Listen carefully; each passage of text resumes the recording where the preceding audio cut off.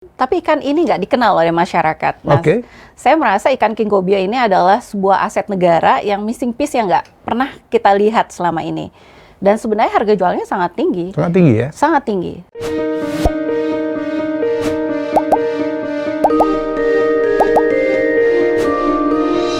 Ya, masih dalam episode Pemburu Cuan di mana saya mengundang para pelaku-pelaku bisnis, anak-anak muda, perusahaan-perusahaan rintisan yang keren-keren. Semoga menjadi inspirasi untuk kita. Dan tamu saya kali ini keren banget.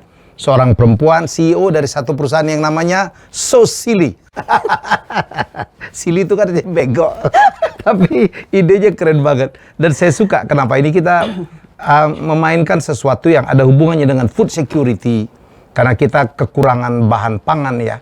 Padahal mestinya kita melimpah ya. Termasuk makanan-makanan yang berasal dari laut. Wah, laut kita demikian luas, tetapi kemarin banyak dicuri orang dan kita tidak terlalu menikmatin. Tamu saya adalah Rika Puspita. Hai Rika. Hai Pak Helmi. Sehat banget lo ya. Harus lah. Harus ya. Iya. Jadi kita akan ngomong ya. Bener ya nama ininya Sillyfish ya? Silly. Sillyfish ini apa sih?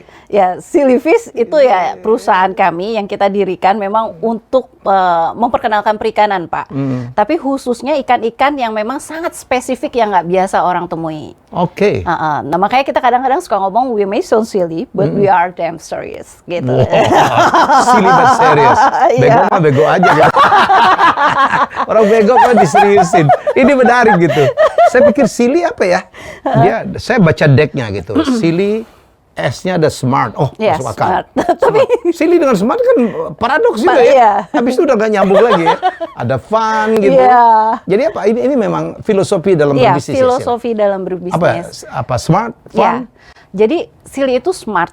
Smartnya itu memang selain karena memang ikan mengandung omega 3, kita ingin memecahkan masalah maritim. Oke. Nah, funnya itu adalah bagaimana kita mengkomunikasikan ikan bukan dengan cara yang lama, tapi dengan cara yang baru. Jadi orang lebih cepat mengenal ikan itu sendiri. Nah, yang ketiga itu petualang, karena produk kami itu dari ibarat kata dari Merauke, dari Sabang sampai Merauke. Semua perairan Indonesia kita ambil. Even itu cuman hari itu didapatkan satu ikan, kita ambil, Pak. Wow, harganya masih mahal ya? Mahal, Pak. Terus apa lagi satu? Yang satu lagi warm. Itu hangat. hangat. Jadi itu terbuka untuk siapa aja? Yes, dan itu definisi bagaimana pelayanan kita terhadap customer. Oke. Baik, ini di depan saya namanya king cobia atau black salmon. Gua nggak tahu apa dia ngarang-ngarang aja gitu ya. Ya ada black salmon. Salmon mah biasanya kan orange gitu, ini black salmon. Dan endemik Indonesia. Sebelum itu saya mau nanya, Rika, apa arti sebuah kesuksesan untuk Rika dan kawan-kawan? Bagi saya sukses itu adalah pengertian yang very holistic, yang menyeluruh sebagai manusia. Tentunya kalau ditanya sukses, saya dikatakan sukses kalau saya bisa memberikan manfaat bagi banyak orang sekitar. Memberi manfaat bagi banyak orang. Iya. Oke. Dan orang yang sekitar yang saya beri manfaat harus happy. Yang terlibat dengan saya. Kalau nggak happy bukan manfaat. Mudarat itu namanya. Bukan marifat, Pak. Ya, bukan marifat juga. Terus, Betul. Terus? Jadi bagi saya kemarifatan itu harus didapatkan dari diri saya. Jadi kalau saya sudah berhasil mengaktualisasi diri saya secara maksimal dan orang mendapatkan kemanfaatan dari saya, itu baru saya merasa itu sukses. Sukses adalah memberi manfaat untuk banyak orang. Ya. Sekolahmu kan bukan maritim kan, bukan masalah perikanan kan? Bukan. Sekolahmu apa? Law ya? Business law, hukum? Iya, hukum. Waduh, bapaknya akuntan. Anak hukum kok larinya ke ikan? Mungkin ini sedikit nostalgia masa lalu ya. Jadi kisahnya itu memang pertama orang tua saya konsumsi ikan lebih banyak dari sejak saya kecil. Jadi saya terbiasa melihat ikan. Yang kedua, memang kakek saya juga punya kolam dari dulu. Jadi entah kenapa ketertarikan sama ikan itu kayak punya hubungan yang sangat religius kalau bisa dibilang. Kamu manusia ikan ya? Denny manusia ikan, kalau laki ini apa kalau perempuan? Terus? Nah akhirnya terbesit juga karena saya memiliki kelainan kesehatan dari sisi darah maupun imun gitu. Oh gitu. Ya. Dan saya merasa dengan mengkonsumsi ikan lebih banyak itu membuat saya jauh lebih sehat dan terputus dari obat yang dokter seharusnya. Dan itu works? Yes. Wow. Dan karena itulah saya merasa, dan saya juga pekerja, kok ngolah ikan susah banget ya gitu. Jadi akhirnya kita bilang, oh yaudah deh coba yuk kita buat usaha di mana ikannya mudah diolah, gizinya bagus, Mudah gitu. diolah, Dan bagus. mudah dikirim ya. Iya, mudah dikirim juga. Konsepnya frozen food dong ya. Frozen food, Frozen food. Lahirlah konsep silly fish, silly fish Indonesia. which is not silly enough. Dan maskornya adalah king cobia Iya, king atau cobia. black salmon. Betul. Ini ya Rika ya. Betul. Oke. Oh jadi dijualnya dalam udah begini-begini nih. Iya, betul. Udah dalam fillet, ada skin on. Tapi untuk para chef kita jual whole-nya juga. Oke. Ini apanya nih? Itu ada sausnya. Oh, Jadi sausnya. kita udah Oh, tinggal termasuk masak doang ya? Tinggal masak doang. Karena konsep kita adalah easy to cook. King cobia. King Ini cobia. kenapa sih? Ini kan sebenarnya ada di seluruh perairan tropis mungkin ya. Apalagi Indonesia dong ya. Iya, pasti. Cuman berdasarkan riset kami, king cobia ini kalau di Indonesia tumbuhnya justru lebih cepat. Karena? Mungkin karena pertama adalah perairan yang suhu yang pH-nya juga sangat cocok Pas ya? dengan king cobia itu dibandingkan yang lainnya, karena kita juga udah pernah ngobrol dengan Pacific Reef juga yang ada di Australia. Waktu itu kita mengukur kecepatan dari pengembangan dari king cobia, perkembangannya.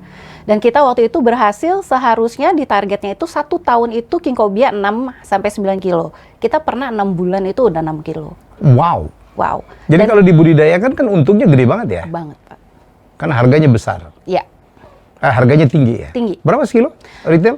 Kalau retail kita jual untuk yang chef untuk whole-nya itu sekitar 150.000 150.000 per kilo. per kilo. Kalau udah potongan gini lebih mahal dong. Lebih mahal, sekitar 225.000 Dan katanya ordernya banyak banget ya. banget. Persoalannya ada di produksi. Persoalannya ada di produksi. Dan perusahaan Rika dan teman-teman sudah berhasil membudidayakan. Yes, Karena kan ikan liar ini kan benar ya? betul. Betul. Di Ini mana kan dibudidayakan? kita ada di Pangandaran, Pak. Tapi Saingan Bu Susi kamu. Oke. Tapi sebenarnya ikan ini sudah diriset oleh pemerintah, sudah lama. Mungkin lebih KKP? kurang. Yes, KKP. Oke. Kurang lebih dari tahun 2006, Pak. Oke. Jadi ini mungkin udah 17 tahun, tapi ikan ini nggak dikenal oleh masyarakat. Nah, Oke. saya merasa ikan king cobia ini adalah sebuah aset negara yang missing piece yang nggak pernah kita lihat selama ini. Dan sebenarnya harga jualnya sangat tinggi. Sangat tinggi ya. Sangat tinggi. Value editnya untungnya gede banget lah ya. Banget, Pak.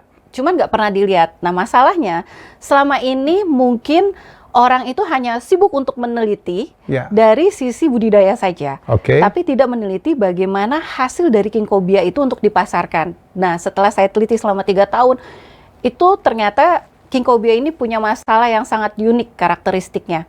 Jadi tidak bisa stres sedikit pun membuat aroma dari ikan itu langsung Berubah. sekali. Jadi Keunggulan dia nggak amis kan? justru kalau dengan teknik yang kami pakai itu menjadi sangat tidak amis, Tidak amis, sangat oke. netral. Tapi Oke. kalau itu didapatkan dari liar atau itu bahkan bisa warnanya itu jadi hijau, Pak. Warna Ikannya. ikannya, Uh-uh. bukan dagingnya. Iya, warna daging yang ini. Jadi hijau. Iya, hijau, coklat. Jadi jarang tidak bisa seperti sebening Putih ini. seperti ini. Yes. Saya udah nyoba kemarin Rika kirim, itu Iya. rasanya kayak gindara gitu ya. Iya. Kering gitu ya, Iya. nggak ada lendirnya, Iya. nggak amis. Pantes mahal banget ya. Dan udah direkomendasi oleh chef-chef terkenal Betul. Indonesia ya.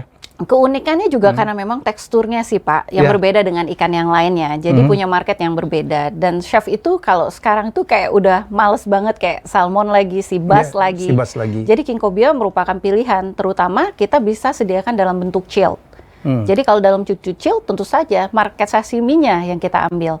Di Indonesia tidak ada yang ambil market sashimi. Udah masuk ke restoran Jepang ya? Sudah.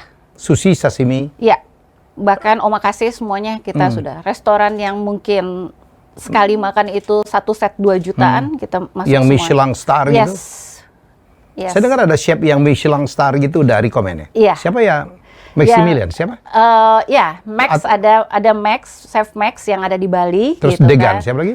Chef Degan tentu Degan. saja, Degan, ada Chef Vindek, ada Chef Renata, Renata. salah satu customer terbaik kami juga. Oh. Dan banyak sih chef-chef lain. Lu Dan biasanya Bali itu banyak chef internasional yang order. Rika bayar berapa? Enggak, Pak. Jadi kadang-kadang chef itu sangat menghargai value. Itu yang kita nggak pernah tahu dari mereka. Jadi kita pikir mereka mungkin pikirannya karena selebritis kita Ya. bayar. Tapi sebenarnya mereka sangat menghargai proses dan value. Dan kadang-kadang kita miss dalam menyajikan produk perikanan itu untuk memproses lebih lama. Seperti king cobia. Satu panen aja 1 ekor itu bisa 1 jam atau minimal sekali 30 menit. 1 ekor untuk handle. Apanya? Untuk mematikan ya, Pak? Mematikannya? Iya. Oh ya? Yes. Dan dia nggak boleh dimatiin, dipukul gitu, nggak boleh? Nggak. Karena itu yang membuat cita rasanya sangat berbeda. Oh, jadi begitu diangkat, matinya tuh menunggu proses ya? Yes. Sekitar 30 menitan. Ditunggu sampai mati? Nggak ditunggu sampai mati, sampai pingsan. Jadi Sampai kita pingsan. rendam pakai air dingin dulu sampai dia tidak sadar. Kita bunuh di pembuluh otaknya secara langsung. Oke. Kemudian kita keluarkan darah dari tulang sumsum tulang belakangnya sehingga darah itu tersisa hingga 3% saja. Wih, Dan itu yang membuat beda. segitu treatmentnya ya? Iya. Dan itu makanya tidak semua juga orang mau treatment sebegitunya, Pak. Makanya harganya mahal sih wajar ya? Iya. Karena Jadi- sebenarnya harga di lokal itu, maksudnya di market itu mungkin sekitar 15.000 sampai 20.000, Pak. Kalau yang belum diolah? Iya. Maksudnya Ya yang ditangkap-tangkap sama. nelayan Iya. gitu? Kalau saya kan jadi 150.000. Itu treatment. Karena silly tadi ya? Silly but smart. Dari mana sih belajar teknologinya segala macam, Rika? Kebetulan karena memang ayah saya seorang akunting, pasti ilmu riset itu juga ada di saya. Saya suka riset-riset sesuatu yang unik gitu kan. Jadi biasanya saya memberanikan diri untuk menghubungi prof-prof yang ada di luar. Saya menghubungi perusahaan-perusahaan yang ada di luar yang sudah melakukan Ginkgobia ini lebih dulu gitu kan. Kendala mereka ada yang Pacific Reef sampai bangkrut, saya pelajari kenapa bangkrutnya kayak gitu kan. Jadi saya dapat share knowledge dari mereka. Saya ketemu chef, semua chef itu luar biasa ilmunya, Pak. Jadi karena kita ingin membuat sebuah produk untuk mereka, tentunya kita harus tahu keinginan dan treatment yang harus dilakukan. So itu yang saya lakukan dan itu menarik banget. Saya kemarin sempat IG posting ya, posting di IG saya tentang Ginkgobia dan ternyata yang memuji the silly fish itu banyak banget gitu. Jadi mereka para konsumen-konsumen yang fanatik ya. Iya, alhamdulillah. Rata-rata sih customer kami sekarang udah banyak sekali yang sudah 5 tahun masih terus aja. Dan biasanya mereka mengakui bahwa mereka itu pindah ke tempat lain, tapi akhirnya balik lagi. Karena yang tempat lain kurang silly ya. Bisa jadi. Jadi kalau mau jualan itu nggak perlu smart-smart lah. Silly-silly aja ya. Atau barangkali yang di sana kurang serius ya, Pak. Silly but serious. Iya. Dan kandungan khasiatnya luar biasa ya. Iya. Omega 3, omega 6, 9. omega 9 dan DHA-nya juga ya. Yes, luar biasa. Jadi kalau orang bilang ada yang paling tinggi itu salmon, itu salah. Kalau ada yang bilang kembung itu lebih tinggi dari salmon, oke. Tapi Ginkgobia lebih tinggi dari semuanya. Nah, Ginkgobia itu punya omega. Khasiatnya, omeganya. Omeganya itu sekitar 4.400. Itu paling tinggi, Pak, di kelasnya. Salmon? Salmon hanya 2.300. Jadi ngapain kita ngipur-ngipur salmon? Saya dengar triliunan dia, Rika ya. Iya. Dan kamu punya data tentang berapa triliun kita menghabiskan untuk mengimpor ini ikan termasuk salmon? Iya. Kita punya datanya, dan kalau kita ngambil marketnya hanya sekitar 10% aja di Jakarta, kita punya sekitar 111 ton per bulan. Itu hanya only 10%. Jadi lebih, Pak, kan kalau dikalikan 100%-nya. Nah, itulah hebatnya maritim kita. Kita tuh negara maritim, kalau bisa dibilang kita nomor 3 di dunia. Tapi sayangnya, dan kita juga nomor 1 di Asia bahkan. Tapi konsumsi ikan kita adalah nomor yang paling rendah banget. Setelah India. Itu pun harus ngimpor ya? Dan kita mengimpor produk orang, sementara seperti tuna contohnya, kita ekspor dan kita beli kembali. That's silly? That's silly. Yang benar kamu. Iya, betul, Pak. Itu yang menjadi, kemarin kita juga baru datang ke Bitung kan, diundang oleh KKP juga, baru sekitar hari Jumat yang lalu. Kita diundang untuk mengangkat perikanan. Mereka ingin mengadakan lelang online, KKP itu, untuk mengangkat perikanan ikan-ikan yang unik dari dasar untuk dijadikan produk yang premium. Nah, mereka tuh bertanya karena mereka juga merasa marah karena kita kok ekspor tuna tapi impor juga tuna, gitu. So ada apa masalahnya dengan industri ini? Tuna kita keren-keren ya. Kenapa, Pak? Tuna kita kan keren-keren ya. Wah, bukan keren lagi, Pak. Apa yang bluefin istilahnya? Bluefin. Kita juga ada bluefin. Yang Indonesia Timur saya pikir habis tuh ya, dikirim keluar. Iya. Saya pernah ketemu seorang pengusaha yang punya ratusan kapal gitu. Iya. Yang langsung diekspor ya.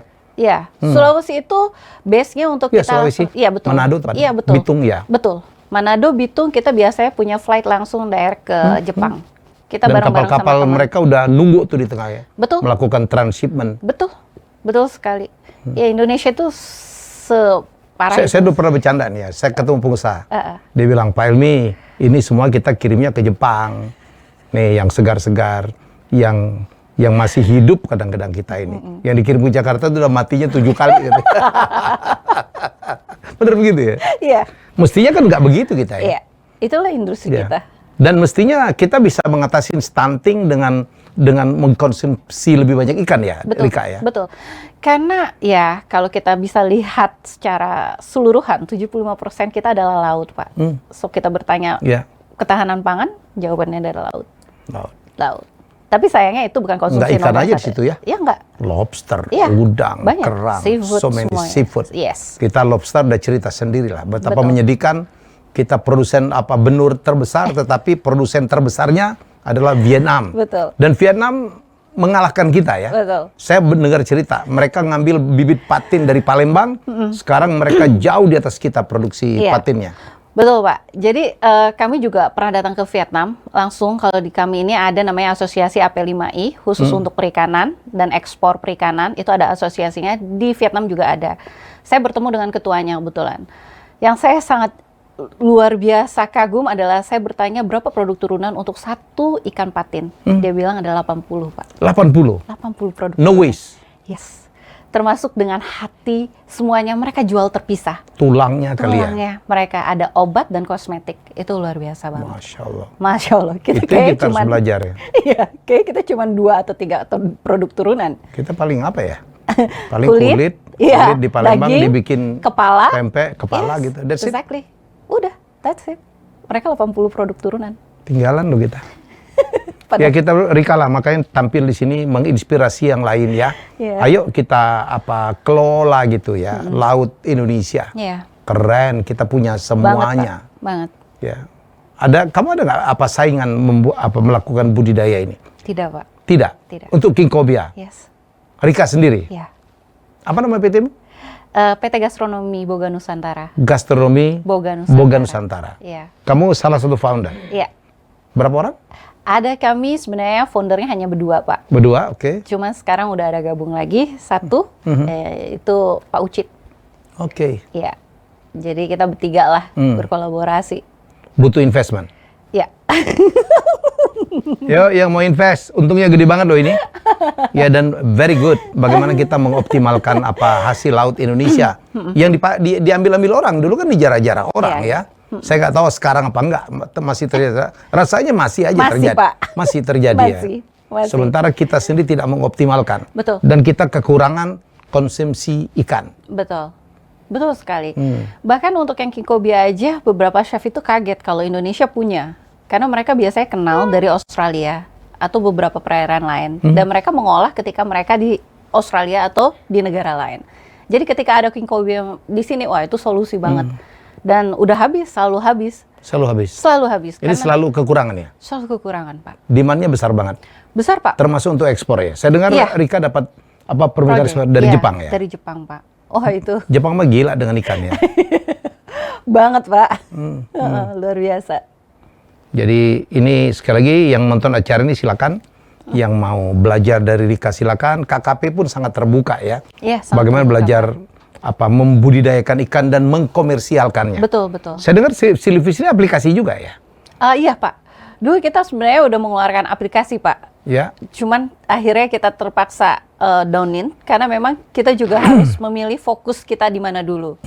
Dan pada saat itu kita memilih, kita ingin membesarkan unique selling point kita dulu untuk masuk B2B, untuk orang mengenal satu-satunya King Cobia adalah di Sekarang kita. promosi dulu ya. Yes, sekarang promosi. Sekarang bagaimana orang banyak konsumsi Indonesia karena King Cobia sendiri belum terlalu dikenal. Tidak dikenal tepatnya. Tidak dikenal ya. Tidak dikenal tepatnya. Begitu black salmon kan dompleng salmonnya ya. Iya. Iya. Makanya ada yang ngomong black salmon, kok warnanya putih gitu. Kok bukan orange gitu. Iya. Karena mereka berpikir adalah black salmon adalah turunan salmon. Iya. Tapi emang ini penamaan masing-masing masing-masing negara sangat berbeda sih. Kayak di kita King Cobia, di luar Cobia, di beberapa negara kingfish atau lemon fish, Ada juga ya black salmon. Black salmon. Ya. Black salmon siapa yang namanya? Rika ya? Enggak, Pak. Bukan, Pak. Bukan ya? Ya, biasanya daratan Eropa, Rusia itu mereka black salmon. Black salmon. Black salmon. Ya kita tahu lah, saya pernah juga ke Alaska gitu ya. Ya. Kemudian kita tahu bahwa produksi salmon di sana ya. Ya. Kemudian Norwegia kita tahu ya. Negara penghasil salmon kaya raya hanya dengan memproduksi salmon yang dikirim ke seluruh dunia. Betul, betul. Mestinya Indonesia bisa. Bisa, Pak. Bisa. Justru ini potensial yang market yang paling keren menurut saya, karena musim kita juga tidak terganggu dengan banyak angin. Dan saya sekarang sedang meneliti, April ini saya akan kirim benih untuk ke arah NTT, karena di sana. Coba di sana? Iya, mau coba di sana. Apa sih syaratnya? Lautnya kayak apa supaya ini bisa dibudidayakan? King cobia? Kalau misalnya dia di teluk yang terbuka, jangan tertutup. Karena dia butuh pH balance yang cukup stabil dan arus. Karena dia peselancar sejati. Itu salah satu syaratnya. Karena dia emang tumbuh cepat, pakannya itu rakus sekali. Saya yakin semua petambak yang sudah merasakan budidaya lain, 2 bulan aja membudidayakan king cobia pasti stres. Pasti akan makanya rakus banget. Rakus banget. Karena akan stres. Karena kita bisa menghabiskan mungkin untuk jumlah yang kecil aja bisa 1 ton 1 hari. Jadi rakus sekali makannya. Nah, makanya syarat utamanya adalah di mana tempat pembudidayaan itu harus dekat dengan pakan yang tersedia, yaitu rucah misalnya, atau ikan ikan untuk memberi pakan si king cobia ini, gitu. Jadi itu salah satu syaratnya. Jadi hanya 2 aja sih, Pak, kondisi pH, arus, teluk terbuka, dan salah satunya adalah pakan yang melimpah. Nggak ada pakan lain ya? Sebenarnya pakan kami sudah riset selama 3 tahun gitu ini. nggak ada? Itu dia belum. Karena kan mulutnya itu besar. Jadi kita kasih pelet yang paling besar untuk ikan yang umumnya. Di usia 3 bulan dia udah nggak mau begini, Pak. Udah nggak mau makan.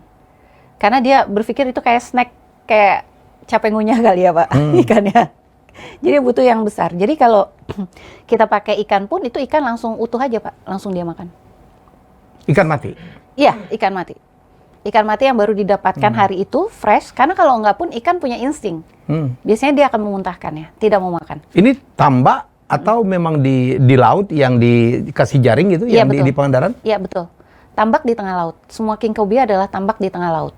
Jadi aksesnya minimal banget itu sekitar 10 menit dan maksimal kita biasanya 30 menit ke tengah lautnya baru dapat tambaknya. Jadi benar-benar di tengah laut. Karena dia peselancar, dia butuh arus. Kalau enggak, itu sangat berbeda banget kualitas dagingnya. Hasilnya. Berapa besar tambak Rika di Pangandaran? Wah, berapa ya kalau dihitung? Mungkin, tapi kalau untuk kapasitas kita mungkin bisa sampai muat sekitar 20 ton. 20 ton? Iya. Itu sampai ke bawah jaringnya ya? Sampai ke kalau bawah, nggak dia lolos ya? Bukan lolos sih, tapi kemungkinan dia stres, Pak. Jadi saya pernah waktu itu diskusi sama SeaWorld. Saya menawarkan SeaWorld untuk saya memasukkan king cobia ke sana, Pak. Dan waktu itu beliau bilang, katanya pimpinan sana mengatakan bahwa kita nggak terima king cobia. Karena kita pernah waktu itu mencoba dan ikannya buta semuanya. Buta semuanya. Dan saya pas lihat ukuran tempatnya itu saya merasa oke, that's why dia stres. Karena dia butuh berselancar lebih. Jadi terlalu sempit dan terlalu banyak ikan lain. Karena king cobia itu soliter. Ikan yang senengnya penyendiri, Pak. Dia nggak bergabung dengan mengelompok dengan ikan-ikan. Nah, setelah itu pas saya lihat, oh iya, pantas nggak bisa. Nah, dari situ pun saya belajar gitu kan, bahwa king cobia butuh lahan tempat yang lebih besar, space yang lebih besar, arus yang kuat untuk mereka bergerak. Yes. Kalau Bapak lihat itu, kalau ditambak itu, dia akan terus berputar, ikan itu. Nggak akan diam, Pak. Tidak akan pernah diam ikan king cobia, karena peselancar sejati. Sekarang produksi 1 bulan berapa? Kalau saat ini, dulu kita pernah sampai 10 ton, Pak. Sebulan? Yes. Kalau saat ini, kita kayaknya cuma sekitar 3 tonan. Kenapa turun? Karena memang COVID, Pak. Pasti terkoreksi, karena kita memang B2B. Terkoreksi apa? Permintaannya? Permintaannya. Karena banyak restoran tutup. Ya? Oke. Iya. Sekarang kan udah mulai buka-buka lagi? Iya. Sekarang justru yang tadinya kita prediksi kita habis sekitar 6 bulan, kita habis 2 bulan. Malah kita hilang sekarang. Putus mata rantainya. Margin sampai berapa sih, Rika? Wah, margin cukup tinggi sih, Pak. Kalau misalnya gua itu mungkin sekitar 50-an. 50%? Yes, 50%. Kalau untuk sampai handle sampai akhir. Tapi kalau untuk sampai produk turunan, bisa 100 lebih. Bisa lebih. Iya. Sekarang udah bikin turunan apa aja? Banyak sih, kita sudah riset banyak sebenarnya, tapi kita belum keluarkan karena itu tentu saja akan mengambil banyak ini Effort effort juga gitu. Jadi kita mulai satu persatu.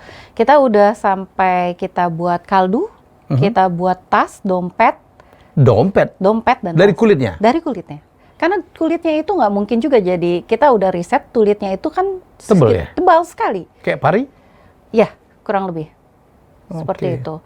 Jadi itu sangat tidak mungkin kalau kita untuk bikin chip kayak gitu, itu nggak mungkin. Jadi kita berpikir untuk value-nya yang lebih tinggi apa ya, dompet. Jadi itu, dompet, tas, kaldu, nugget, bahkan telurnya pun kalau chef itu kita jual, Pak. Chef itu membeli telurnya, membeli livernya. Oh Itu iya? luar biasa. Chef itu, wow, asal sesuai dengan keinginan mereka. Dan yang terakhir kita sekarang lagi dry aging. Jadi kita taruh selama 30 hari. Dikeringkan. Masih enak? Ya, masih enak. Justru itu kan experience yang sangat berbeda secara taste untuk para chef dan mungkin customer. Dan harganya jauh lebih tinggi lagi. Wih, luar biasa. Di bidang perikanan kan bukan ikan pertama bukan ikan satu-satu yang dikerjakan di perusahaannya Rika ya? Iya, betul. Ikan apa lagi yang ini sih? Kita mostly kayaknya kita punya sekitar 60 varian produk, Pak Helmi. Ikan? Cuman kita memang sangat spesifik banget atau kita khusus banget, Sili itu sangat khusus di ikan perairan dalam. Jadi kita punya beberapa ikan perairan dalam, banyak banget. Mungkin jarang juga orang dengar, nah itu Patagonian toadfish, itu ikan kedalaman 1000 meter. Dan itu harganya cukup tinggi, satu ikannya itu sekitar 4 juta, paling murah 2,5 juta. Ada di bawah? Ada, tapi dalam bentuk filetnya, karena itu ikannya cukup besar, itu 1000 meter. Apa yang kamu bawa nih? Ini Patagonian toadfish, ini yang 1000 meter, Pak Helmi. Patagonian toadfish? Iya, Indonesia? Ya, ini bukan Indonesia, tapi ini didapatkan sebelah sananya mungkin Selat Bali ya, nyaris ke arah Australia ke sana. Dia butuh suhu dingin, ke arah kutub-kutub dia suka. Nah, kalau untuk yang Indonesia, itu dijual juga? Ini dijual juga. Kalau untuk yang Indonesia ini ada ikan juga. Nah, ini ikan perairan dalam juga. Ini menggunakan tangan, Pak, mengambilnya. Jadi nelayan-nelayan. Nah, ini namanya tampak. Ya, ini namanya tampak garas. Ya. Tampak garas. Ya. Tapak garas. Ya. Ini adanya sekitar 300 meter ke dalam. Kayak kakap ya? Iya, kayak kakap. Kayak kakap merah. Iya, betul. Ini harganya berapa? Ini mungkin kalau harga per kilonya mungkin segini sekitar 200-an, Pak. 200 ribuan? Iya, 200-300 ribuan. Di laut mana ini? Ini kita dapat di Bali. Bali. Oke. Yang panjang ini apa, Rika? Ini iron gel atau dibuat juga kurisi perak. Ini kurisi perak. Iya. Iron jaw, ya, snapper. Oh, ya, snapper. Iya. Ini kurisi perak. Ini suka banget chef-chef nih. Ini sekitar 400-500 meteran di bawah. Dan ini susah banget dapetinnya. Ini susah banget. Ini harganya segini mungkin sekitar 700. Per kilo? Enggak, sekilonya itu sekitar 120. Oh, satu ekor 700 ribu? Iya, sekitar ituan. Gimana nangkapnya sedalam itu ya? Itulah, butuh nelayan-nelayan hebat Indonesia. Kalau enggak dapat. Terus kita juga ada amadai. Amadai? Ya, ini ikannya. Oh, ikannya kecil? Iya, kecil. Saya kebetulan dapatnya ada yang kecil, tapi sebenarnya ada yang besar. Ini harganya mungkin sekitar 1 kilo, kalau dia besar, itu sekitar 1,8 hingga 2 jutaan. 1,8 hingga 2 jutaan. Sampai 2 jutaan sekilo. Indonesia. Indonesia juga? Indonesia, itu Indonesia. Jadi yang di luar Indonesia hanya Patagonian. Perairan mana? Itu Bali Bitung. Juga? Bitung. Di Bali juga ada, tapi jarang, sangat jarang. Amadai? Ya, amadai. Namain anak amadai keren juga. Iya, mahal banget. Ikan mahal. Itu sangat suka di chef Jepang, biasanya mereka ngambil langsung dari Jepang, langsung flight. Dibakar kali ya? Di sushi, Pak. Di sushi? Di sushi. Oh iya, apalagi? Banyak banget sih, Pak. Kita ada kimedai, terus ini kerapu barong. Kerapu barong? Ya, kerapu barong. Pasti pada belum denger sih ya. Kerapu barong? Iya, kerapu barong. Wah, kerapu barong. Iya. Namanya Indonesia banget, barong Iya, ya. barong. Karena Harganya memang berapa nih? di Bali. Kalau itu mungkin lebih murah, jadi itu sekitar 1 kilonya itu mungkin sekitar 65.000. Oh, murah. Murah, 1 kilonya 65.000. 1 kilo. Iya, 1 kilo. Tapi ya bergantung lagi musim atau enggak. Kalau enggak ya 100.000 Pak, tetap. Karena bergantung alam. Ada lagi? Udah sih Pak, mungkin ikan-ikan yang ini, mungkin yang satu lagi kita spesialnya unagi. Nah ini udah dipakai sushi tei Pak. Oh, ini unagi. Ya unagi. Kita budidaya juga. Unagi itu belut ya? Bukan Pak. Unagi. Bukan, sidat Pak. Oh, sidat. Iya. Apa bedanya sidat sama belut? Ya Gua pikir beda. sama. Ya beda, habitatnya juga beda. Sidat itu di laut Pak. Oh, belut laut. Iya. Saya pikir selama ini Enggak, bukan Pak. unagi itu Bukan banget belut. Pak. Dulu saya mancing, saya mati-matiin tuh kalau belut. Kan suka mancing tuh. Bukan Pak. Mau carinya bukan. ikan gabus, dapatnya bukan. belut, sebel banget tuh. Nah ini juga yang udah dipakai sushi tei kita. Ini dari produksi Pangandaran juga? Iya, dekat di Pangandaran, nggak jauh dari King Kobia. Kebetulan kita baru sekitar kerjasama dengan salah satu partner di sana, itu sekitar berapa lama ya? Mungkin sekitar 6 bulanan. Kamu banyak kerjasama dengan penduduk setempat ya? Dengan nelayan-nelayan? Banyak. Karena sistem kerjasama kita banyak sekali. Nggak mungkin kita Pak dengan 60 produk itu kita handle semuanya. Itu benar-benar nggak Luar efisien biasa. sekali. Tapi kita harus fokus dengan salah satu pilihan kita yaitu King Kobia. Tapi dengan yang lain pun kita punya syarat-syarat kemitraannya. Kemitraannya tentu saja secara quality, secara pengetahuan kami harus disamakan persepsinya. Seperti itu. Jadi kita banyak banget kenalan. Karyawan punya berapa? Ya kurang lebih total sekitar sedikit sih Pak. Kira-kira mungkin 20-an. 20-an? Iya. Lebih banyak kemitraan ya? Iya, lebih banyak kemitraan. Pangandaran saya belum pernah ke Pangandaran, katanya emang keren banget ya? Iya, Bapak nanti kapan-kapan main lah. Udah lah, pulang-pulang bawa ikan, sama Pulang-pulang ketemu bawa Bu ikan. Susi. bisa Pak. Iya. Bu Susi deket-deket situ? Deket Pak, saya juga pernah datang ke pabriknya juga. Mhm. Pernah juga ketemu dengan orangnya, saya juga Oke. kenal dengan timnya.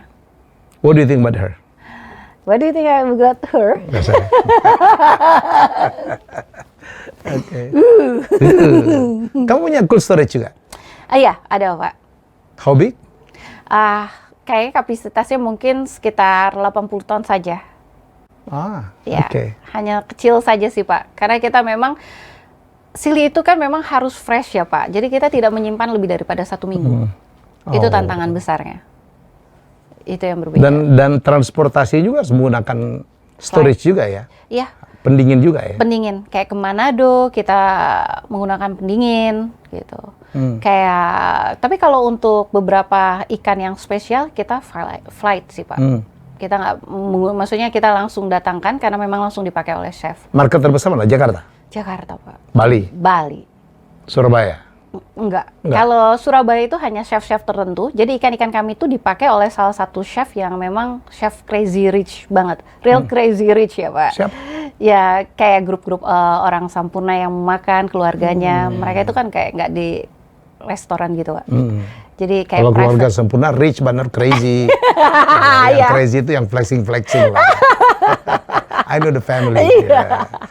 Ya, jadi ada salah satu chef yang kalau misalnya yang ngambil Pantagonian kita itu langsung 3 ekor, which is itu sekitar 8 jutaan langsung beli. Jadi itu dan sekali untuk makan saja. 8 juta makan ikan. Yes, makan ikan aja. Jadi kadang-kadang bill-nya itu hanya satu chef aja mungkin bill-nya bisa sampai 12 juta. Dan itu hanya untuk melayani keluarga rich ya Pak, not crazy rich. Saya ini udah, orang kalau nyebut crazy rich kebayang tuh, aduh gimana gitu. Iya. Ya itu. Keren Rika. So what is your plan ke depan? Saya harap sih King Kobia makin lebih dikenal. Saya dapat investor yang tepat Pak buat mengembangkan King Kobia karena potensial sudah sangat menunggu. Yeah. Bukan hanya di 1 buyer tapi 2 buyer yang sudah menunggu. Dan saya harap sih saya bisa melakukan itu. Masih nyari investor tuh udah dapat? Kayaknya udah dapat. Masih Pak. Masih. Kan pilih-pilih. Pasangan aja dipilih Pak, investor Iya dipilih. dong. Kalau ada investor apa yang kamu saratin? Unit strategic investor atau cuma uangnya aja? Nanti itu diomongin sih Pak. Itu bisa jadi 2 pilihan yang menarik juga. Bergantung apa yang akan ditawarkan juga. Oke, keren Rika. Saya kenapa saya milih Rika dari sekian banyak yang daftar untuk masuk di acara episode tentang pemburu cuan ini karena attitude-nya samping kemampuan komunikasinya lucu gitu. Dan produknya keren, ide bisnisnya keren. Sesuatu yang bermanfaat ya. Iya, untuk terima masyarakat, kasih. untuk banyak orang, melibatkan banyak orang. Ada hubungannya dengan kesehatan. Iya, terima kasih Pak. Menambah ketahanan pangan, Ya. food security di mana itu isu jadi banget. isu besar untuk Itu isu Indonesia. banget, Pak. Betul. Yang nyebelin tau nggak, dia udah saya terima gitu, baru bapak nelfon, Mas Helmi itu anak saya Rika. So, no nepotism. No nepotism. Jadi saya ketemu dia salah satu peserta di CEO Mastermind 5 ya. Betul, Dan dia Pak. berapa kali minta ketemu saya untuk presentasi. Yeah. Sudah saya iyain baru. Ternyata ayahnya adalah triple senior for me. Kakak kelas saya di STAN, senior saya di BPKP, dan kakak kelas saya di Miami. Kami sama-sama tamatan University Miami. Yeah. Bapaknya pulang, saya baru datang. Hidup Kang Jaja. Top banget. Ternyata punya putri yang luar biasa. Alhamdulillah, ya Allah. Mudah-mudahan ya Pak, saya membanggakan orang tua saya. Ya. Harus begitu. Harus begitu. Oke, semoga ini menjadi inspirasi. Jadi saya pikir episode kali ini saya senang banget. Perempuan lagi. Karena kita selalu ya, masalah gender itu di dunia bisnismen kita selalu kekurangan. Jadi ujung tombaknya adalah ada seorang perempuan hebat. Ya. Dan itu yang kita harapkan betul. Jadi saya juga ingin men-challenge teman-teman. Kalau punya ide bisnis silakan daftar kemari. Ya silakan daftar di IG kita, posting dengan hashtag Helmi Bicara. Ya, dan nanti kita akan bikin video lah 3 menitan. Dan nanti kita akan review yang terbaik, yang bagus-bagus, yang inspiring kita akan undang. Ya, jadi saya kepengen betul ya episode Helmi Bicara banyak memberikan kesempatan bagi banyak anak-anak muda ya, yang tua-tua nanti urusannya lain lah. Ya, jadi anak-anak muda yang punya ide bisnis bagus-bagus. Dan jangan lupa, kalau tadi Rika mengatakan arti kesuksesan untuk dia adalah kalau bermanfaat untuk orang lain. Nah, saya menantang juga untuk teman-teman di rumah atau di kantor, di jalan yang sedang menonton Helmi Bicara, apa arti sebuah kesuksesan untuk kamu? Dan silakan ya bikin di komen, dan yang terbaik akan dapat giveaway dari kami. Oke Rika, ke depan mau apa lagi? Ke depan sebenarnya masih banyak banget Pak yang pingin. Tapi saya mimpi besar saya itu adalah saya pingin menjadikan perusahaan saya sebagai perusahaan grade sashimi untuk dunia. Jadi semua chef yang ada di dunia itu pesannya ke saya, dan itu ada sebenarnya perusahaannya ada salah satunya di Hawaii. Dan, ada benchmarknya. Yes. Dan saya pingin karena memang kita lebih kaya secara banyak ikan ya. Jadi saya pingin banget Pak kalau Indonesia menjadi pusat perhatian dari perikanan di dunia. Karena kita 3 terbesar di dunia. Jadi kayak itu bukan nggak mungkin. Tinggal bagaimana kita treatmentnya saja. Itu mimpi terbesar saya sih. Emang nomor 1, nomor 2-nya apa sih? Saya juga kurang tahu ya Pak, nomor 1, Jepang? 2-nya. Vietnam? Enggak sih Pak. Norwegia? Kalau yang kemarin Finland? enggak Pak, bukan. Vietnam itu dulu pernah nomor 1 Pak. Sekarang mungkin India tapi hanya untuk beberapa komoditi. Ya. Ya. Untuk komoditi kayak misalnya udang sekarang dia udah. India udah nomor 1 nomor ya. 1 kita udah. Kalau negara dengan garis pantai terpanjang itu salah satu Indonesia ya. Dan kita dulu itu juga kedua, sekarang udah bergeser ke 3 juga. Kalau sama Vietnam juga kalau nggak salah ya. Betul. Itu udah jadi makin bergeser. Itu juga Pak yang masalah nelayan. Nelayan kita juga udah turun setengah dalam 10 tahun. Jumlahnya? Karena anak muda nggak mau lagi jadi nelayan. Nggak profit Pak. Banyak kebuang. Banyak kebuang. Nggak terserap. Harga murah ya. Harga murah. Masalah kan Pak. Isu banget. Isu banget. Ya ini untuk kita ya para pengusaha. Saya punya sahabat juga. Founder dari Aruna juga ya. Bergerak hal yang sama. Kenal. Mas Budiman, ya Mas Budiman ini pun nanti saya akan perkenalkan dengan Budiman. Iya. Partner saya juga, jadi mungkin karena perhatian kita ya, dia dengan usaha membuat storage, kadang diperlukan storage memang ya. Betul. Karena ini kan harus begitu ditangkap kan harus diawetkan. Betul. Diproses ya. Kemarin kami baru telat Pak datang dari Papua karena ke storage. Jadi penerbangan kargo penuh, ikan kami nggak keangkat 2 hari. Busuk semua. Suka. Dan susah. Karena nelayan kami juga ada di Raja Ampat, harus datang dulu ke Sorong. Nyampe Sorong paling cuman dapat satu kapal saja sampai Sorong jam 12 siang kan. Itu nggak dapat flight pagi. jadi harus menunggu. Ikan udah dibawa pakai flight full aja itu udah besok ya. Itu masalah, dan di Raja Ampat nggak ada itu cold storage. Itu masalah isu banget sih, cold storage itu untuk di semua area perikanan. Tapi yang lucunya untuk yang king cobia itu juga pakan kami di Lampung itu waktu itu sempat tersendat. Akhirnya kita bikin, ya udah deh taruh freezer Pak.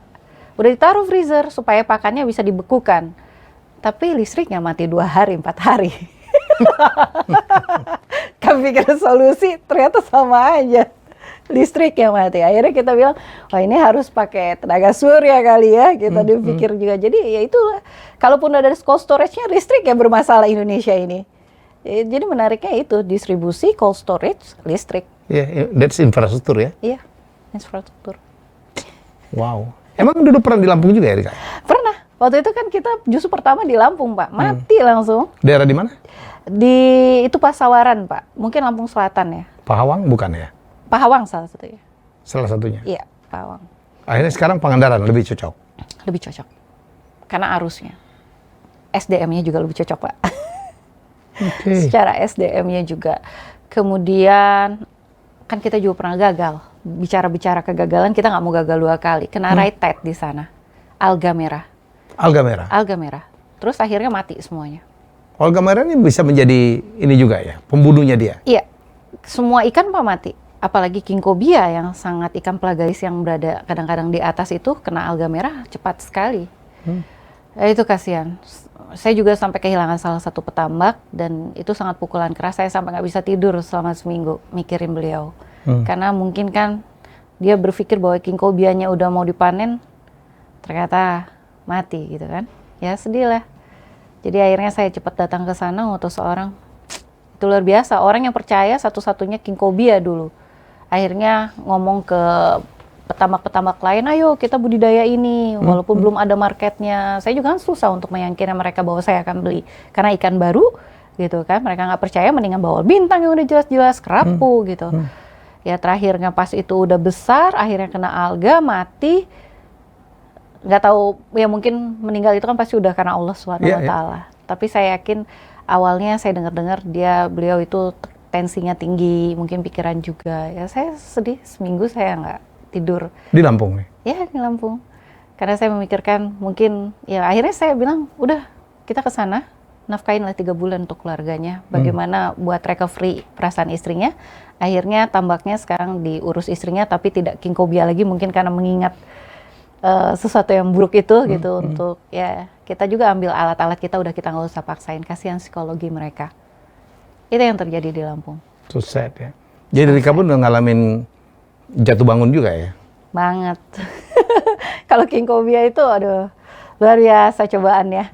Tapi satu keyakinan bahwa ya saya tahu ini kan bagus, saya yakin, kalau saya yakin pasti berhasil.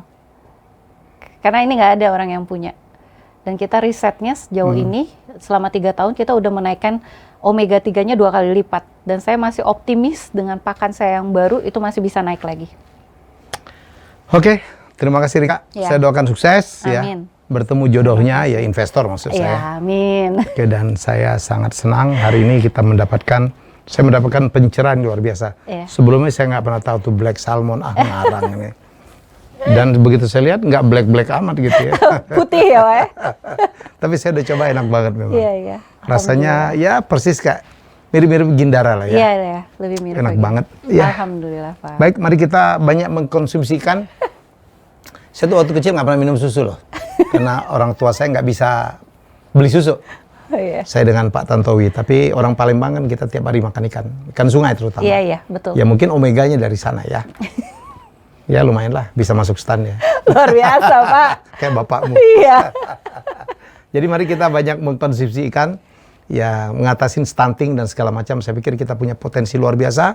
Tinggal diperlukan banyak anak muda, ya mari kembali ke lahan, mari kembali ke laut gitu untuk menjadi nelayan. Tapi harus kita memang pikirkan bagaimana membuat menjadi lebih layak secara bisnis ya. Yeah. Jadi bantuan dari teman-teman, dari investor, dari pemerintah sangat-sangat dibutuhkan. Kita bikin storage dan sebagainya dan memikirkan distribusinya. Ya, itu dia apa Helmi bicara. Semoga ini bermanfaat dan kita akan jumpa lagi dengan tamu-tamu hebat saya dalam kami bicara episode selanjutnya. Bye-bye. Wismilak Diplomat merupakan rokok kretek filter bergengsi yang memberikan kenikmatan optimal bagi para perokok sukses. Wismilak Diplomat akan terus dihormati sebagai merek bergengsi dan terus memberikan kualitas pengalaman merokok yang tidak tergoyahkan dalam pemenuhan kebutuhan inovasi produk untuk mencapai kesuksesan. Untuk para viewers, boleh tuliskan di kolom komentar apa arti kesuksesan bagi Anda.